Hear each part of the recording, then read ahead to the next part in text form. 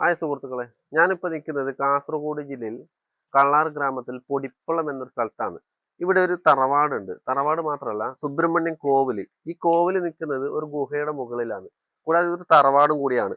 പടിഞ്ഞാർ ചാമുണ്ടി, വിഷ്ണുമൂർത്തി, കൊർത്തിയമ്മ എന്നീ ദൈവകോലങ്ങൾ ഇവിടെ കെട്ടിയാടുന്നുണ്ട്. അപ്പൊ അതിന്റെ ഒരു പ്രത്യേകത നമുക്കൊന്ന് നോക്കിക്കണ്ട. ആ ഗുഹയിൽ നമ്മൾ പോയി വന്നാലോ? വാ.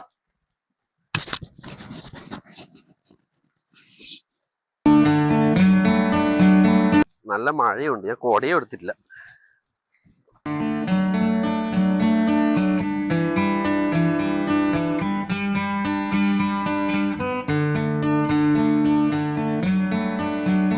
ഇതാണ് ആ ഗുഹ.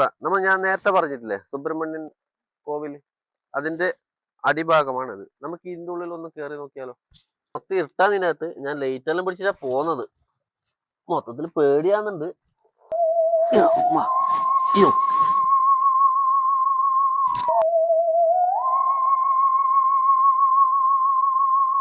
അപ്പൊ ഞാനിപ്പോ ഗുഹയുടെ അകത്തേക്ക് എത്തി.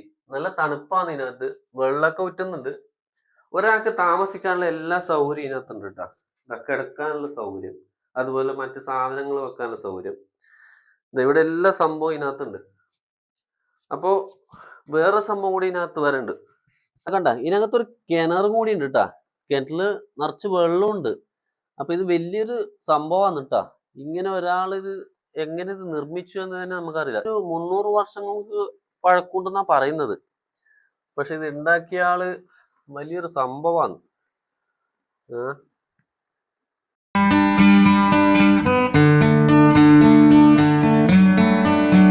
അങ്ങനെ ഗുഹയിനകത്ത് നല്ല മഴ ഉണ്ട് കേട്ടോ.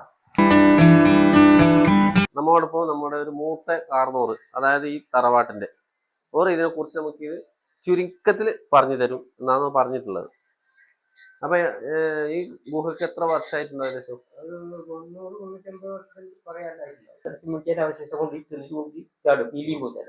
അപ്പൊ അത് അശുദ്ധിയായിട്ട് കണ്ടു പ്രശ്നമുള്ള അത് മാറ്റാൻ വേണ്ടിയിട്ടാണ് ഗുഹ ഉണ്ടാക്കിയത്. അപ്പൊ ഈ ലൈറ്റേക്ക് മാറ്റിയാൽ ഈ ആ പറഞ്ഞ എല്ലി ഉണ്ടാവുള്ളൂ എന്ന്. അപ്പൊ പിന്നെ അവസാനമായിട്ട് രാഷ്ട്രീയം പൂർത്തിയായിട്ടാകുമ്പോ വീട്ടിൽ പ്രശ്നം വെക്കാൻ പറഞ്ഞു ഇറക്കാതെ വേണ്ട അല്ലെ.